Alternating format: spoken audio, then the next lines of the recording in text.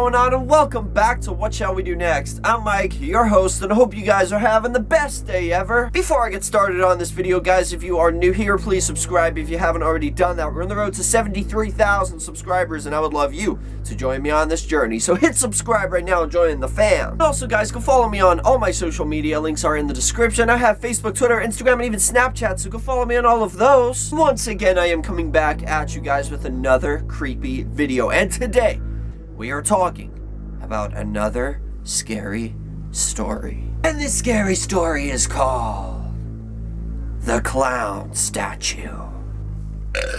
So, the creepy Clown Statue is a story about a babysitter. Did I just say what? The story of the creepy clown statue is a story of a babysitter who finds herself in a house all alone with a creepy statue of a clown. So let's jump right over to the story. The Clown Statue.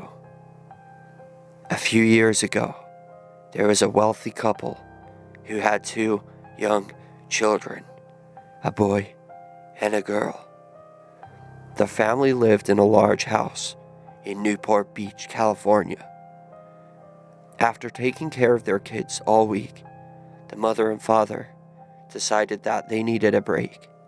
So they booked a table for dinner at a nice restaurant. That evening, they called a teenage girl that they knew and arranged for her to come over and babysit their children while they were out. When the babysitter arrived, the parents told her to fix supper for the kids and put them to bed.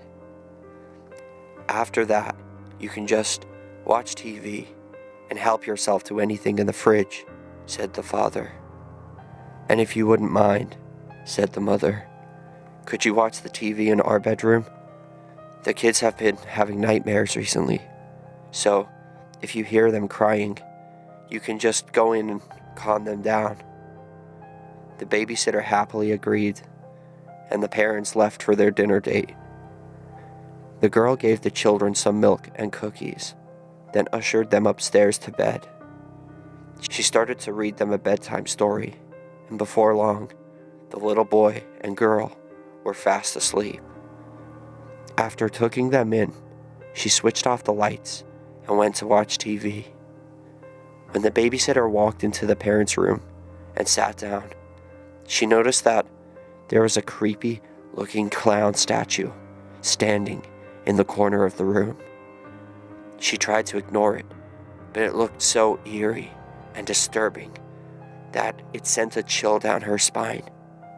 She felt as though its eyes were staring straight at her while she watched TV. As time passed, the babysitter started to feel more and more uneasy about the clown statue.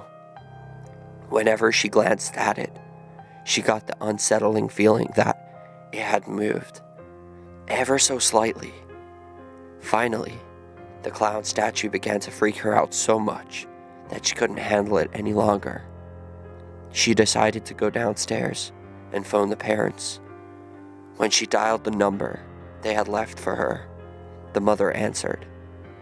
"Hi, it's me," said the babysitter. "Everything's fine. The kids are fast asleep in bed.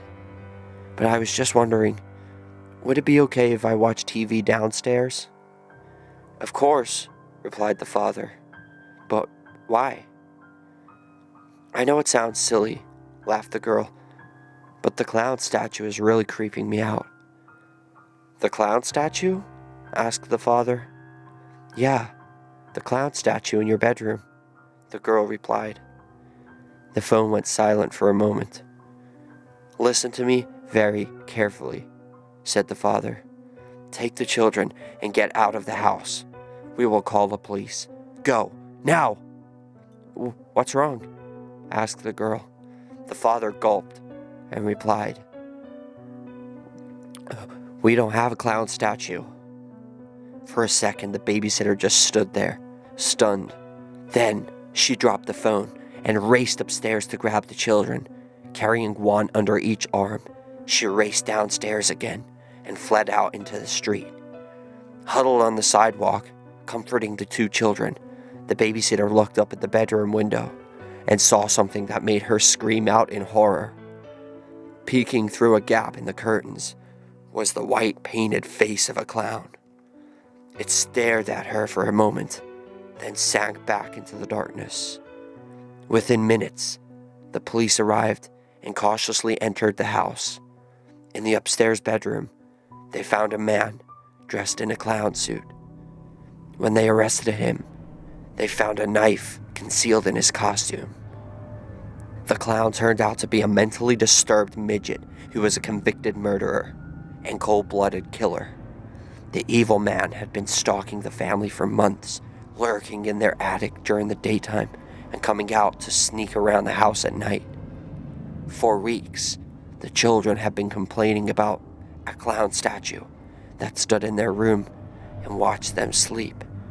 But the parents just dismissed this as nightmares. And that is the end of that. Now, I'll be honest, clowns don't really creep me out. I know a lot of people, clowns is like one of the most feared things in the whole world. It's like one of the craziest phobias out there. Clowns don't bother me. I don't think they're scary. I find them kind of annoying when they're like in your face and they pull little pranks on you, like honk the horn or squirt water from their little flower. That's annoying. It's just, I don't find them scary and I don't find them funny. I just find them annoying. But what I found scary about this is that they were being stalked by a killer. He had a knife. But moral of the story, parents, if your kids are telling you that they're seeing clown statues standing in the corner of their room watching them sleep, don't dismiss it as a nightmare. My question to all of you for question of the day is, do you believe this is a true story or not? Apparently, a lot of people believe it's a true story, but there's no actual proof that it's real. But people say it's a true story even though it might just be an urban legend. So let me know what you guys think in the comment section. That is question of the day. Thank you guys so much for watching. I hope you enjoyed this video. If you did, hit that like button down below and let's see if we can go for 18 billion likes on this video. I would really appreciate that. And remember the most important thing of all, guys, chase your dreams. I love you all and don't let anybody bring you down.